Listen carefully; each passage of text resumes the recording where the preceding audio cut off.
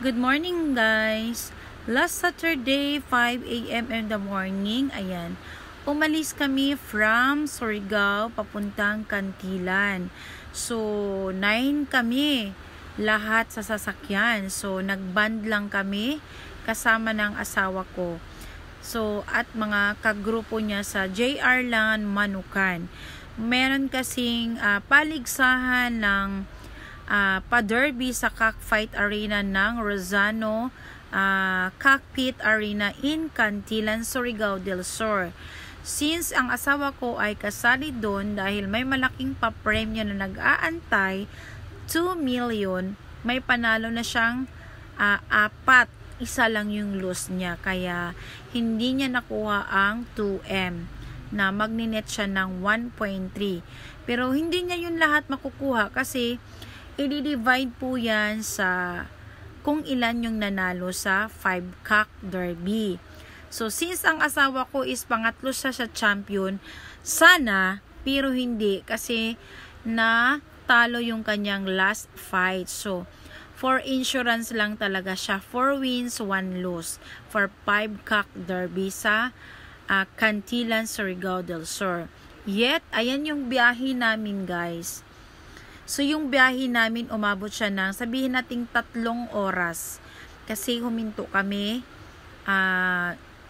Nakita nyo naman siguro, may pahinto-hinto. Kasi, merong area na hindi pwedeng mabilisan, lalo na doon sa crooked or bituka ng manok na road. Yung sinasabi nilang 90.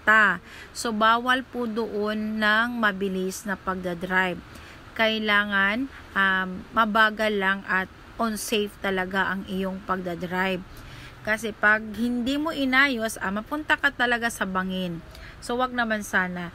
We're in safe travel that day.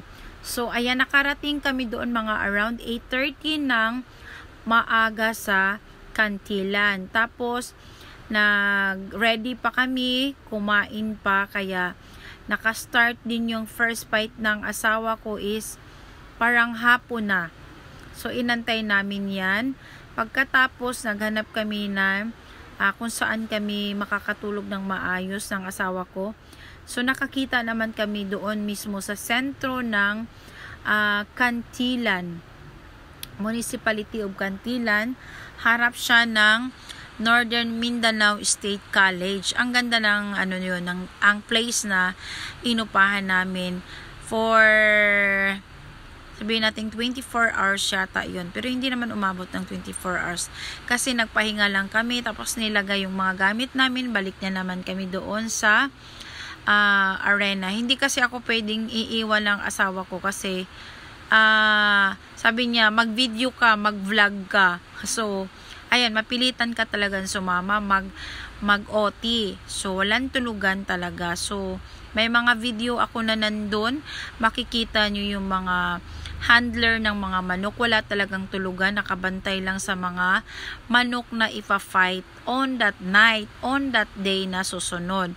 So, hindi talaga biro-biro ang maging handler ng manok at may-ari ng manok at yung mga hinahanda nila, preparasyon para sa manok, para sa pag-fight na manalo, sure ball na manalo.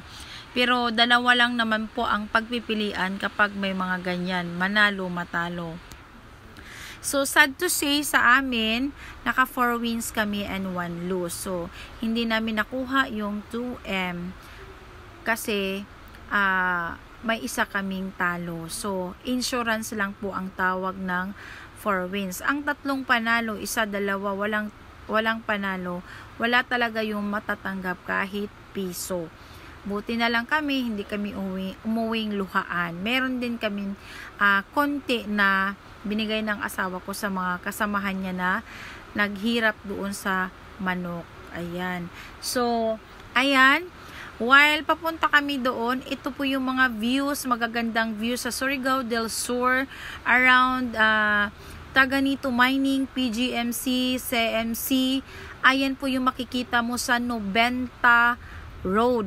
So, matatanaw yan sa baba, yung mga tractor, yung malalaking mga gamit para sa minings. Ayan, mga minerals na lupa na ayan.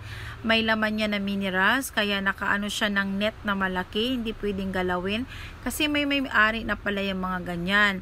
Yung may mga takip, may mga net na mga lupa, yan yung may mga tinatawag na minerals na binibenta natin sa China, guys.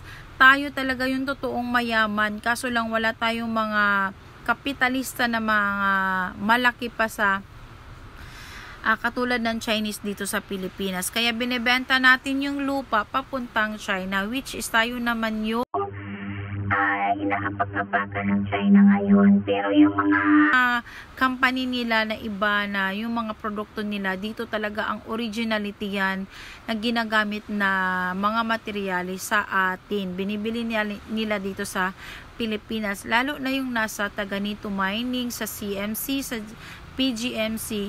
Dito pa, yung lupa po natin dinadala doon sa China. Ginagawang mga jewelries, kung ano pa na pwede nilang i-recycle as product yung ating lupa.